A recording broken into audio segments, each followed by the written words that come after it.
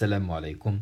Merci de me rejoindre pour cette nouvelle vidéo dans laquelle je vais vous expliquer c'est quoi le mouvement rectiligne et aussi le mouvement rectiligne uniforme. D'abord, c'est quoi le mouvement rectiligne? Alors, si vous avez un objet qui se déplace selon une trajectoire qui est une droite, à ce moment-là, on parle d'un mouvement rectiligne. Pour savoir comment calculer le vecteur vitesse et aussi le vecteur accélération dans le cas d'un mouvement rectiligne, prenons un exemple. Nous avons ici un repère d'origine O et d'une base orthonormée IJ, donc c'est un plan, et on considère que nous avons un solide qui se déplace selon l'axe OX, donc selon une trajectoire qui est rectiligne. Pour repérer le centre d'inertie de ce solide, donc le point G ici, on utilise le vecteur position, d'accord, OG. Et pour déterminer les coordonnées de ce vecteur position, on fait la projection tout simplement. Donc on va faire la projection du point G, donc du centre d'inertie du solide, sur l'axe OX. Ça nous donne le point X de G suivant le vecteur unitaire I. Et sur l'axe OY, on obtient le point Y de G selon donc, le vecteur unitaire J. Et donc l'expression du vecteur position dans ce repère-là, c'est X de JI plus YG suivant le vecteur unitaire J. Alors, puisque le solide il se déplace selon l'axe OX, ça veut dire que lorsque le solide arrive par exemple ici, le point X de G est différent, d'accord? Donc il change, il varie. Tandis que le point Y de G, il ne change pas, parce que donc, le solide il est en mouvement selon l'axe OX et non pas selon l'axe OY. Ça veut dire que X de G, il varie, tandis que Y de G, donc il est constant, il ne change pas. Alors, pour le vecteur vitesse, on sait qu'il est défini comme la dérivée par rapport au temps du vecteur position. Donc on remplace le vecteur position par son expression. On obtient, donc suivant I, nous avons d de x de g sur dt. Et suivant j, nous avons d de y de g sur dt. Alors nous avons dit que y de g c'est une constante. Et on sait que la dérivée d'une constante, c'est 0. Donc ce terme-là, c'est tout simplement 0. Il nous reste donc le vecteur vitesse est donné par d de x de g sur dt suivant i. Et on peut écrire ça comme Vxi. Avec Vx, bien sûr, c'est la coordonnée du vecteur vitesse dans le repère ROIJ. D'accord? Alors, pour représenter le vecteur vitesse, on sait qu'il est donc tangent à la trajectoire. Dans ce cas, nous avons un mouvement rectiligne. Donc, c'est tout simplement ce vecteur-là. Alors, on peut déduire de la représentation du vecteur vitesse directement qu'il a une composante selon l'axe OX, il n'a pas de composante selon l'axe OY. Alors, comme vous voyez ici, le vecteur vitesse il est perpendiculaire donc à l'axe OY. Et donc, sa projection sur cet axe-là est nulle, comme vous le voyez ici. Tandis que pour l'axe OX, vous voyez que le vecteur vitesse il est parallèle à l'axe OX, et il a exactement le même sens. Donc, sa projection sur l'axe OX, c'est tout simplement V ou bien Vx. D'accord? C'est ce que vous voyez ici. Donc, c'est la valeur ou le module du vecteur vitesse dans ce cas. Donc le module, c'est tout simplement la racine carrée de Vx carré, qui bien sûr dans le cas d'une dimension, c'est V de x. D'accord? Donc voici le vecteur vitesse dans le cas d'un mouvement qui est rectiligne. D'accord? Alors passons maintenant pour décrire le vecteur accélération dans le cas d'un mouvement qui est rectiligne. Alors par définition, le vecteur accélération, c'est la dérivée par rapport au temps du vecteur vitesse. Bien sûr, puisque le vecteur vitesse est là seulement une composante selon l'axe OX, de la même façon, l'accélération, le vecteur accélération, il aura donc seulement une composante selon l'axe OX. Donc si on veut représenter par exemple l'accélération, ça doit être ce vecteur-là qui a le même sens et la même direction que le vecteur vitesse. Donc sa projection sur l'axe OY, ça nous donne 0, il est perpendiculaire à l'axe OY, et il a une composante selon l'axe OX qu'on va déterminer maintenant en remplaçant le vecteur vitesse ici par son expression. Alors, la vitesse, c'est quoi? C'est d de x de g sur dt, d'accord? Suivant i, bien sûr. Et ça nous donne d carré sur dt carré de x de g. Donc, c'est la dérivée seconde de la position, donc de x de g, d'accord?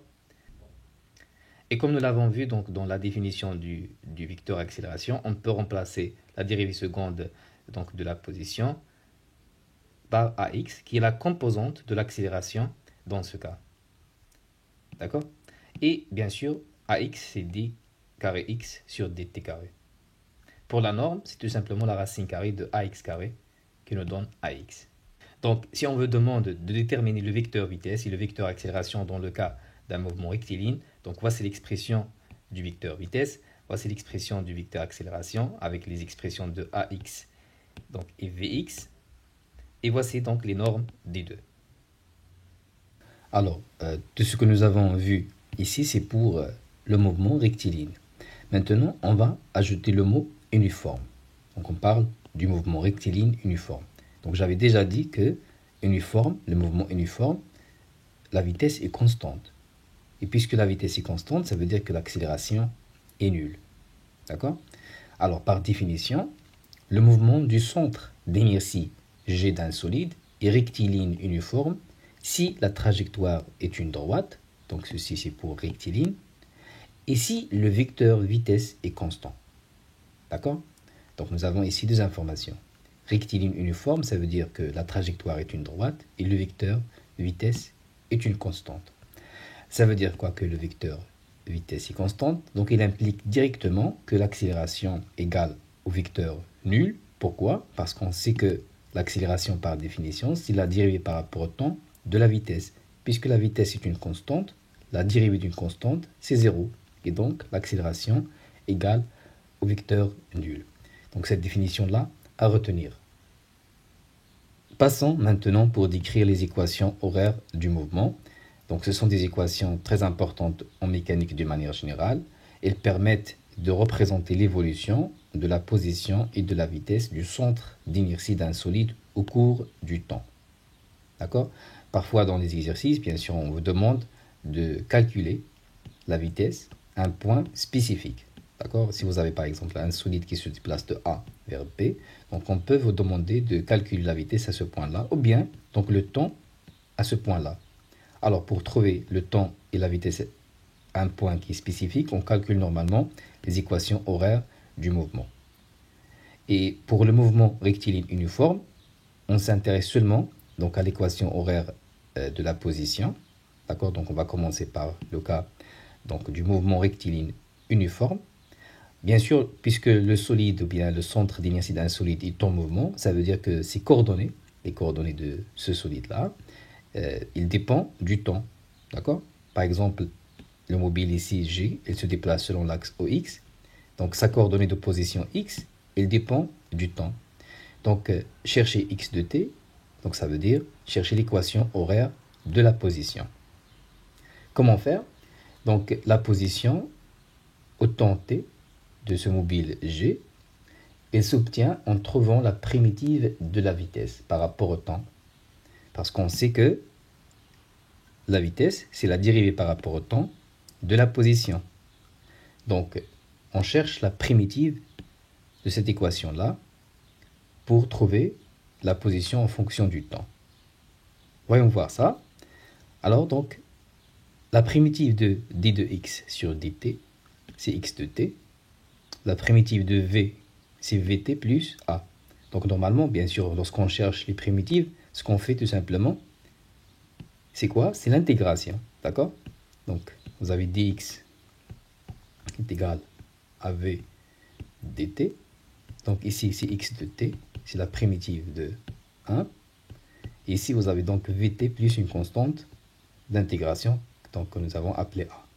Donc, on obtient cette équation-là. Bien sûr, on peut inverser l'équation. On sait que en passant de l'autre côté, on dérive, d'accord? Donc, si je dérive cette expression-là, donc je vais revenir à v. La dérivée d'une constante, c'est 0. La dérivée de vt par rapport au temps, donc c'est v. La dérivée de x, c'est d de x sur dt. D'accord? Ça, c'est juste pour vérifier que vous avez obtenu donc l'équation correcte. Alors, donc, c'est l'équation horaire de la position, mais donc il reste à déterminer la constante d'intégration a. D'accord? Donc, on va déterminer a en utilisant ce qu'on appelle les conditions initiales. Alors, en utilisant les conditions initiales, الشروط البدئية, d'accord? الحالة البدئية ديال الموفمون ديال الحركة. On considère donc à l'instant t égale à 0, nous avons x de 0, ça veut dire x à t égale à 0 est égal à x0. Avec x0, c'est la position initiale du solide. Donc, si le solide part donc de ce point-là, ça veut dire qu'à t égale à 0, sa position est x0. D'accord? Donc, on va tout simplement la remplacer dans l'équation que nous avons ici. Ah, donc, à t égale à 0, nous avons x0 est égal à x0. D'accord? Donc, je vais remplacer donc x de 0 par x0 est égal à v fois 0 plus a. Donc, v fois 0 parce que c'est at égale à 0. Et donc, on trouve finalement que x0 est égal à a. Et on va la remplacer tout simplement dans l'équation que nous avons ici. Et on trouve finalement x de t égale à v fois t plus x0, qui est l'équation horaire du mouvement pour la position. D'accord? Donc voici l'équation horaire du mouvement pour le mouvement rectiligne uniforme. Passons maintenant pour décrire la représentation graphique de l'accélération, la vitesse et aussi la position. Donc la représentation graphique est très importante parce que dans les exercices, parfois on commence par la représentation graphique et on vous demande d'extraire les équations pour l'accélération, la vitesse et bien sûr la position. Alors, commençons par décrire l'évolution de l'accélération en fonction du temps. Bien sûr, nous sommes toujours dans le cas du mouvement rectiligne uniforme. D'accord? Alors, pour le mouvement rectiligne uniforme, nous avons dit que l'accélération est nulle. D'accord? Donc, sa valeur est 0 et donc on va la représenter par une droite et comme ça, donc A égale à 0. Donc, donc au cours du temps, pour le mouvement rectiligne uniforme, la valeur de l'accélération est toujours donc 0. Alors, pour la vitesse, donc la vitesse, nous avons dit qu'elle est constante, d'accord? Donc, ça veut dire pas qu'elle est 0, elle a une valeur, mais cette valeur-là, elle ne change pas au cours du temps. Donc, supposons qu'elle a une valeur ici, et donc, à ce moment-là, la droite qui représente une vitesse qui est constante est comme ça. Donc, elle ne change pas au cours du temps. Si la vitesse augmente, donc on aura une droite comme ça. Et si la vitesse elle diminue, ça veut dire que nous avons un mouvement décéléré. Donc la vitesse, on va la représenter comme ça. D'accord? Et pour la position, bien sûr, nous avons cette équation-là, l'équation horaire du mouvement. Donc c'est une équation affine. Donc c'est y égale à ax plus b, l'équation que vous connaissez. Et on sait comment représenter, bien sûr, l'équation affine. C'est donc x0 aussi, bien sûr, l'abscisse à l'origine du temps. D'accord? C'est l'abscisse à l'origine du temps, à t égale à 0. Donc, nous avons cette droite-là pour l'équation affine. Si, par exemple, la position du solide, donc du centre d'inertie du solide, est confondue avec l'origine de l'axe OX, ça veut dire ici, à ce moment-là, x0 est égal à 0. D'accord? Et on aura donc, au lieu donc d'une équation affine, on aura donc une équation linéaire. Ça veut dire qu'il commence par l'origine de ce repère-là. D'accord? Donc lorsque x0 égale à 0, nous avons bien sûr une fonction affine y égale à ax. D'accord? Mais pour l'équation affine, voici donc la droite qui représente la position dans ce cas.